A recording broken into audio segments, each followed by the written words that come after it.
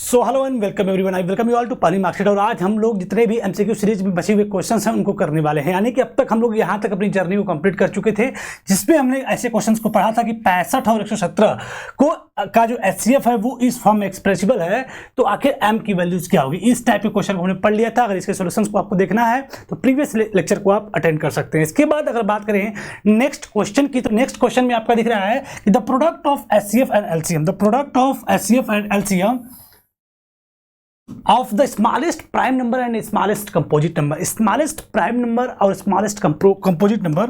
तो हम अगर बात करें smallest prime number, तो स्मॉलेस्ट प्राइम नंबर होता है 2 और स्मॉलेस्ट कंपोजिट नंबर जो होता है वो होता है आपका 4 यानी 4, यानी 2 और 4 का आपको क्या निकालना है, एचसीएफ और एलसीएम। फिर उसके बाद क्या कर देना है, प्रोडक्ट कर देना है। यानी 2 और 4 का निकालेंगे आप एचसीएफ, फिर निकालेंगे एलसीएम और दोनों का प्रोडक्ट कर देंगे तो आंसर विल बी 8। ये आप टिक कर लेंगे, इसको आप सॉल्व कर सकते हैं। नेक्स्ट क्वेश्चन की अगर बात करें तो नेक्स्ट क्वेश्चन में आपको दिख रहा है the ratio of HCF and LCM of the least composite number two the least prime number. List composite number की बात करें, इनके एचसीएफ और एलसीएम का जो है क्या बोल सकते हैं, एचसीएफ और एलसीएम का क्या निकालना है, रेशियो निकालना है। क्या निकालना है, एचसीएफ और एलसीएम का रेशियो निकालना है। तो अगर आपको निकालना हो लिस्ट कंपोजिट नंबर, तो लिस्ट कंपोजिट नंबर क्या होता है, लिस्ट कंपोजिट नंबर की अगर बात करें तो वो होती है 4 और लिस्ट प्राइम नंबर की अगर बात करें तो वो होती है 2। इन दोनों का क्या करना है, आपको रेशियो निकालना है। क्या निकालना है, रेशियो निकालना है। यानी कंपोजिट नंबर और लिस्ट प्राइम नंबर, तो 4 रेशियो क्या हो गया, 2 हो गया।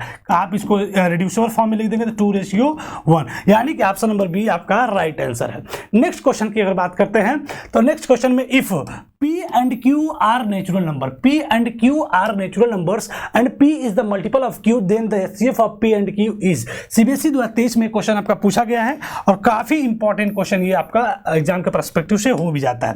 तो अगर बात करें इस क्वेश्चन की तो थोड़ा सा आपको टेक्निकली सोचना है।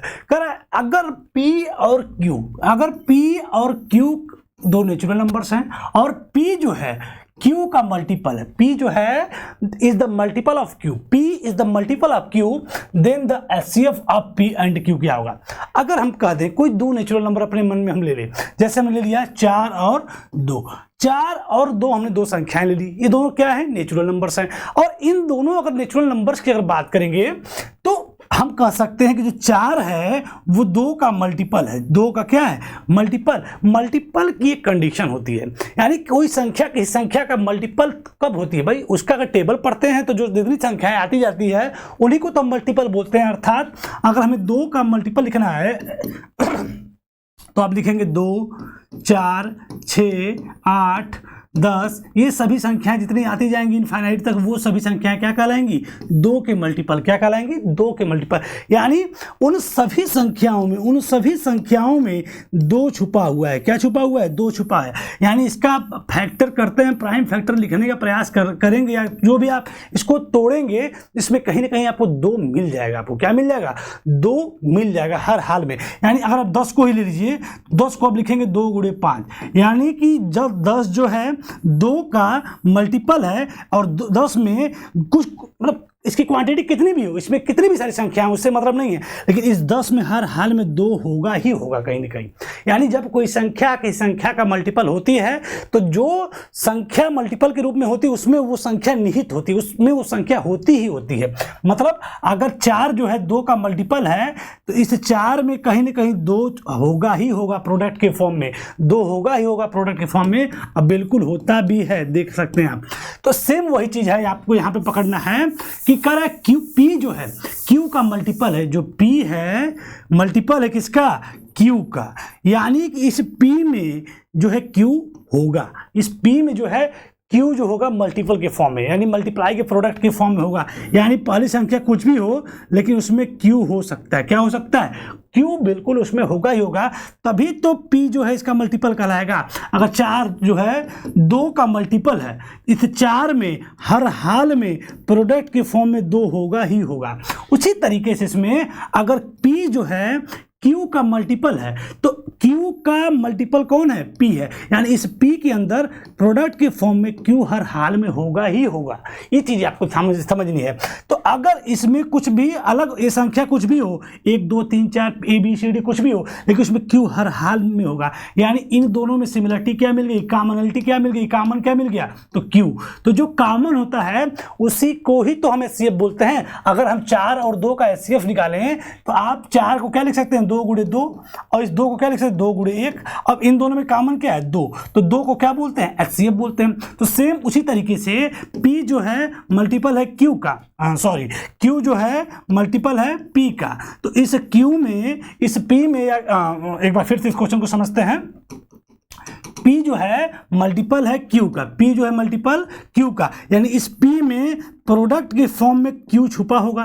तो एक Q ये हो गया और एक Q ये है, इन दोनों में कॉमन क्या हो गया, Q, यानी जो कॉमन होता है उसी को बोलते हैं HCF। यानी कि क्वेश्चन पूछा है कि then the HCF of P and Q, तो P और Q का HCF क्या होगा, ऑप्शन नंबर C यानी Q। Q क्या होगा, क्योंकि कॉमन जो एलिमेंट होते हैं उसी को हम HCF बोलते हैं, तो P और Q का HCF क्या आएगा, Q आएगा। नेक्स्ट क्वेश्चन की तरफ मूव करते हैं। तो उसमें लिखा हुआ है if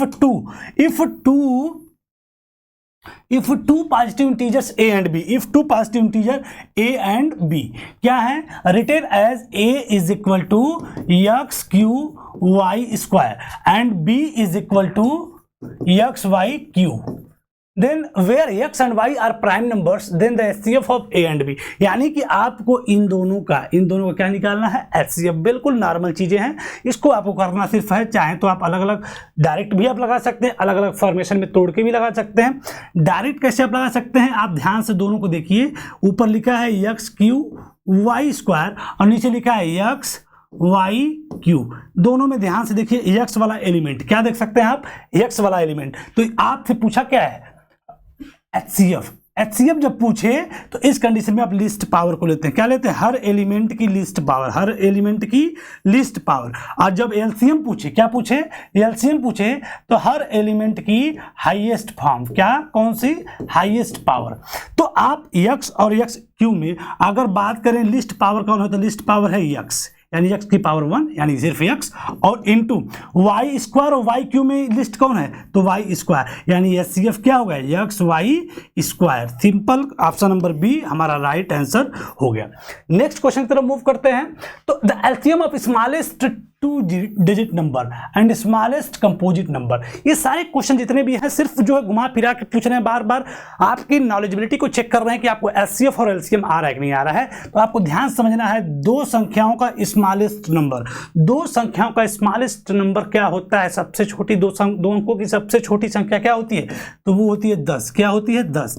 और स्मॉलेस्ट कंपोजिट नंबर तो होता है 4। आपको इन दोनों का चाहे LCM पूछे चाहे HCF पूछे, अब आप इसको लगा सकते हैं हर हाल में, तो इसको आप चेक कर लीजिएगा।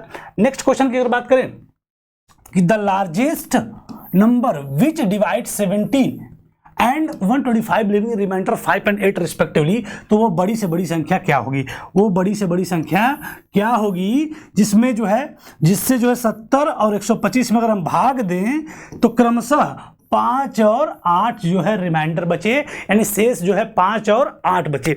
एक बार फिर से ध्यान से समझिए क्वेश्चन को कि वह इनमें से इसमें इस चारों में से वह बड़ी से बड़ी संख्या कौन होगी जिसमें हम 70 में और फिर 125 में अगर हम भाग दें तो 70 में भाग दें तो 5 बचे, 125 में भाग देता हूँ 8 बचे। अब आप समझिए किसी संख्या से किसी संख्या में अगर भाग देते हैं और रिमाइंडर बचता है, इसका मतलब उस संख्या को एग्जैक्ट डिविजिबिलिटी नहीं शो कर रही है, यानी उस संख्या से उस संख्या में एग्जैक्ट डिविजिबिलिटी हमें देखने को नहीं मिलती। और रिमाइंडर बचने का मतलब वो रिमाइंडर बताता है कि इतना मैं एक्सेस हूं, अगर मैं इतना नहीं रहता तो मैं एग्जैक्ट डिविजिबल होता। यानी किसी संख्या का रिमाइंडर अगर 1 बच रहा है तो आप ये बिल्कुल समझ सकते हैं कि उस संख्या में अगर 1 नहीं रहता, यानी वो संख्या अगर मान लीजिए 593 है और इसमें अगर रिमाइंडर भाग देने पे 1 बचता है, इसका मतलब अगर 593 की जगह 592 रहता तो वो संख्या पूरी तरीके से उस संख्या से क्या हो जाती, डिविजिबल हो जाती। तो सेम वही प्रोसेस आपको समझना है इस क्वेश्चन में कि 70 से जब उस संख्या को 70 में भाग करते हैं, उस संख्या से 70 में भाग करते हैं तो बचता है 5, और जब 125 में उसी संख्या से मतलब उस संख्या से लेकर 125 में भाग देते हैं तो रिमाइंडर बचता है 8। अब आप चाहें तो सीधे ऑप्शन से भी हल कर सकते हैं। इस पूरे ऑप्शंस में कौन होता है, ये तो बिल्कुल नहीं होगा, ये भी नहीं होगा, आपका जो है ये आप चेक कर सकते हैं कि ये हो सकता है कि नहीं हो सकता है। आप 65 से इसमें डिवाइड करेंगे 70 में, तो अगर 70 में आप 65 से डिवाइड करें तो 65 1 जा 65 और रिमाइंडर क्या बच गया 5। तो बिल्कुल पहला पॉइंट तो अगर मिल रहा है। फिर 125 में अगर भाग करेंगे 65 से तो 65 एक ही बार जाएगा, क्योंकि 2 बार जाएगा तो 130 हो जाएगा। तो ये तो दूसरे पॉइंट पे क्या हो गया, बिल्कुल गलत हो गया, क्योंकि रिमाइंडर बच गया 60, रिमाइंडर क्या बच गया 60 बच गया, यानी ये वाला ऑप्शन भी क्या हो गया, गलत हो गया। ऑप्शन नंबर एक को अगर हम पकड़ते हैं तो वो है 13। अगर हम 70 में 13 से डिवाइड करते हैं, 13 से डिवाइड करते हैं तो 13 5 या 65 और रिमाइंडर बचता है 5। फिर हम 125 में अगर डिवाइड करते हैं 13 से तो 13 9 जा 117, कितना बचेगा 8। यानी कि वो बड़ी से बड़ी संख्या क्या मिल गई हमको, 13 मिल गई, क्योंकि 13 से जब हम 70 में भाग दे रहे हैं तो रिमाइंडर क्या बच रहा है 5, जो कि क्वेश्चन में दिया हुआ है। फिर इसी 13 से जब हम 125 में डिवाइड करते हैं तो रिमाइंडर बचता है या 8, यानी दोनों कंडीशन को फुलफिल कर रहा है। इसका मतलब option number A is the right answer. लेकिन इसका जो प्रोजेक्टली आपको अगर सिस्टमेटिकली अगर लगाना हो तो कैसे लगाएंगे, सिंपल सा प्रोसेस है। अगर किस संख्या से किस संख्या में अगर डिवाइड करते हैं और रिमाइंडर बचता है तो जो रिमाइंडर है वो बताता है कि मैं एक्सेस हूं, अगर मैं नहीं रहता तो मैं एग्जैक्ट डिविजिबल होता है, यानी रिमाइंडर 0 बचता है। जब रिमाइंडर 0 बचता है तो हम कहते हैं कि वो संख्या उससे एग्जैक्ट डिविजिबल है। क्या है, एग्जैक्ट डिविजिबल है। और अगर 70 में भाग देने पे 5 बचता है, यानी वो संख्या अगर 5 कम रहती तो वो एग्जैक्ट डिविजिबल होता, यानी 65। क्या रहते 65, यानी कि 70 में से अगर आप घटा दें 5 तो वो क्या आएगा 65, यानी वो संख्या अगर 65 रहती तो उस संख्या से एग्जैक्ट डिविजिबल होती। फिर 125 से में डिवाइड करने पे 8 बच रहा है, यानी 125 में 8 अगर नहीं रहता तो 117 रहता। तो 117 वो संख्या अगर रहती तो वो संख्या उस वक्त एग्जैक्ट डिविजिबल होती। लेकिन 125 होने के कारण जब उस संख्या से भाग देते हैं तो 8 क्या बच जा रहा है, रिमाइंडर बच जा रहा है। यानी कि 65 और 117 का क्या निकाल देंगे, लार्जेस्ट बोला है तो लार्जेस्ट मतलब HCF, लार्जेस्ट मतलब HCF, यानी 65 और 117 का आप क्या कर दीजिए HCF निकाल दीजिए। HCF आप निकालने का ढंग है, जो आएगा वही क्या होगा आपका आंसर होगा। एक बार फिर से समझते हैं कि रिमाइंडर बच रहा है इसका मतलब वो एक्सेस है, रिमाइंडर बच रहा है इसका मतलब वो एक्सेस है। तो अगर वो नहीं रहता तो वो संख्या से वो एग्जैक्ट डिविजिबल होता है, यानी 70 में से 5 अगर घटा दें तो अब जो बचेगा वो संख्या से एग्जैक्ट डिविजिबल होगा।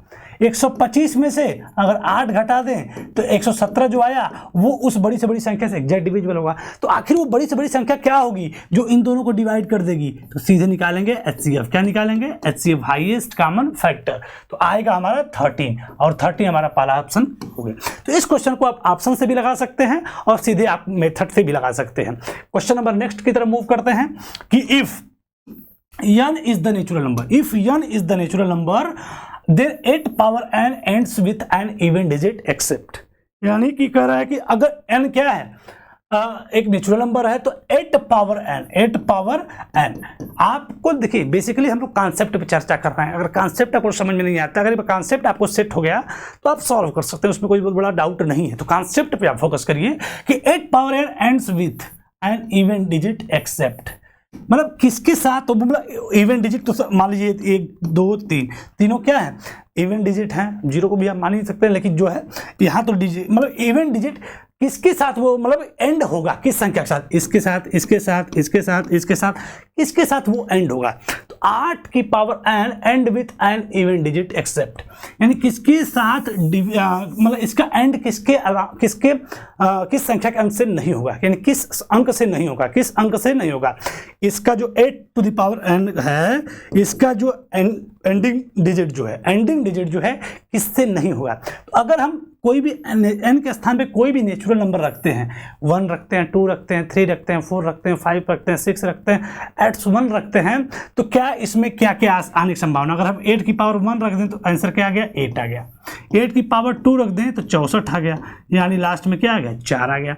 8 की पावर 3 रख दें तो 64 × 8 हो गया, और 8 चौका 32 और 8 छक्का 48, 48 3 51, लास्ट में क्या आ गया 2 आ गया। फिर 8 की पावर 4 रख दें।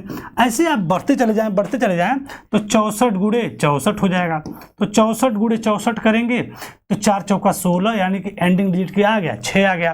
तो 2 भी आ गया, 4 भी आ गया, 6 भी आ गया। तो 2 भी आ गया, 4 भी आ गया, 6 भी आ गया। लेकिन कभी भी क्या इसका एंडिंग 0 से हो सकता है क्या? बिल्कुल नहीं हो सकता है, क्योंकि हमने ये तो हम इस तरीके से भी इसको चेक कर सकते हैं और सिंपली भी जवाब दे सकते हैं कि इन तीनों से तो एंडिंग हो रही है, लेकिन क्या 0 से होगी? तो 0 से बिल्कुल नहीं होगी, क्योंकि 0 से एंड होने के लिए उसके जो प्राइम फैक्टर है उसको अगर उसका जो उसके अंदर जब उसको प्राइम फैक्टराइज करेंगे तो प्राइम फैक्टर एज 2 गुणे 5 हमें हर हाल में क्या होना चाहिए? दिखना चाहिए। यानी उसका factor prime factor as a prime factor 2 और 5 में दिखना चाहिए। और 8 का अगर हम प्राइम फैक्टर करते हैं तो 2 गुणे 2 आएगा, यानी कहीं भी 5 आने की कोई संभावना नहीं है। 2 तो हमें दिख रहा है लेकिन 5 आने की कोई संभावना नहीं है। तो इस आधार पे हम बोल सकते हैं 8 टू द पावर यानी n का मान हम कुछ भी रख दें 1 2 3 4 5 6 7 8 9 10 11 12, तो कभी भी 0 नहीं आएगा। यानी ऑप्शन नंबर ए हमारा क्या हो गया? Is the right answer. और ऐसे भी हम लोग लगा सकते हैं। 12 पावर n सेम वैसे ही क्वेश्चन है, उसको भी आप चेक कर सकते हैं कि किससे डिजिट आप एंड नहीं होगा, आप चेक कर सकते हैं। 12 पावर n। अगला क्वेश्चन है आपका एक संख्या है 2 की पावर 2 इंटू 3 की पावर 3 इंटू 5 की पावर 4, और एक संख्या है 2 की पावर 3 इंटू 3 की पावर 2 इंटू 5, सिर्फ 5 लिखा है यानी 5 की पावर 1। क्या पूछा है? इसका एलसीएम और एचसीएफ, इसका एलसीएम और एचसीएफ। तो हमने जस्ट अभी चर्चा किया कि एचसीएफ और एलसीएम कैसे निकालते हैं। तो ऐसे जब क्वेश्चन आपको आ जाए तो एचसीएफ का मतलब होता है लोवेस्ट, मतलब हाईएस्ट तो होता है, वो तो फार्मूले के नाम के हिसाब से। लेकिन जब हम इसको एचसीएफ निकालना है किसी दो संख्याओं का जो इस फॉर्म में हो, तो हम लिस्ट पावर को, जितने भी एलिमेंट यूज हुए हैं उन सब के लिस्ट पावर को लिख देते हैं, और जब एलसीएम निकालना हो तो हाईएस्ट पावर को लिख देते हैं। बस दैट्स योर आंसर। तो अगर लिस्ट पावर देखना है, 2 और 2 ऊपर नीचे है दोनों हैं, यहाँ पे 2 पावर है और यहाँ पे जो है यहाँ पर 2 पावर आपको देखने को मिल रही है और यहाँ पे 3 की पावर। तो लिस्ट कौन है? तो 2 की पावर 2, ठीक है। फिर 3 दिख रहा है तो 3 हमने लिख दिया। 3 में 3 और 2, यहाँ पे 2 पावर है, यहाँ पे 3 पावर, तो लिस्ट कौन हुआ? 2 पावर, ठीक है। 5 की पावर 1, 5 की पावर 4, तो लिस्ट कौन हुआ? 1। यानी ये आपका क्या हो गया? एचसीएफ। क्या हो गया? एचसीएफ। 2 दूना के 4, 3 त्रिका 9 गुणे 5, ये आप गुणा कर लीजिए, जो आएगा आपका क्या होगा? 180 आपका हो गया एचसीएफ। एलसीएम निकालना है तो हाईएस्ट पावर, एलसीएम निकालना है तो हाईएस्ट पावर, यानी 2 और 2 दोनों दिख रहा है, 3 दिख रहा है और 5 दिख रहा है। तीनों की हाईएस्ट पावर क्या है? 3, यहाँ पे क्या है? 3 और यहाँ पे क्या है? 4। ये आपका क्या बन जाएगा? एलसीएम। और ये क्या बन जाएगा? एचसीएम। वैसे ही इसको आप जो है होमवर्क के रूप में कर सकते हैं, चेक कर सकते हैं कि इसका आंसर क्या हो सकता है। तो ये रहा हमारा next question. Express 360 as a product of 360 as a product of its prime factor. Prime factor के रूप में आपको तोड़ना है, बिल्कुल आप तोड़ सकते हैं, इसको 10 बार बताया गया है। सिंपल से आप तोड़ते चले जाइए, ऐसे आप करते चले जाइए। 2, 90, 2, 45, 3, 15, 3, 5 और 5, 1 एज अ प्रोडक्ट ऑफ, यानी 360 को आप लिख सकते हैं as a product of 2 into 2 into 2 into 3 into 3 into 5। ये आपका हो गया आंसर। और ये सभी क्या हो गया? 360 को हमने as a product of prime factor लिख दिया। इसको आप अगले क्वेश्चन की तरफ बढ़ते हैं कि अगर ए और बी 2 प्राइम नंबर है, ए और बी क्या है? 2 प्राइम नंबर। क्वेश्चन को थोड़ा सा हम लोग बेसिक क्वेश्चन, इसलिए हम फटाफट जो है आगे हर क्वेश्चन की तरफ मूव करते चले जाते हैं। कंसंट्रेशन के साथ आप देखते रहिए। तो ए और बी क्या है? 2 प्राइम नंबर्स हैं, तो उनका एचसीएफ क्या होगा? अगर कोई भी 2 प्राइम है तो उनका एचसीएफ क्या होता है? आप कोई भी 2 प्राइम कंसिडर कर लीजिए, 3 और 5 मान लीजिए, 2 और 5 मान लीजिए, 2 और 7 मान लीजिए। कोई भी 2 प्राइम नंबर आप देख कर लीजिए, उनका एचसीएफ हमेशा क्या आता है? 1 आता है। क्या आता है? 1 आता है। तो ए और बी अगर 2 प्राइम नंबर्स हैं तो उनका एचसीएफ क्या आएगा? 1 आएगा। अगले क्वेश्चन की तरफ हम मूव करते हैं, तो वो लिखा हुआ है आपका कि express 360 as a product of its prime factor. एक सेम वही क्वेश्चन है, इसको आप हल कर सकते हैं। अगला है if A and B are relatively prime then what their LCM, A और B relatively prime, then what is their LCM. अगर देखिए इस क्वेश्चन को थोड़ा सा आपको चेक करना पड़ेगा, ए और बी जो है टू प्राइम नंबर्स हैं, देन फाइंड द एचसीएफ, इसको आप सॉल्व कर चुके हैं।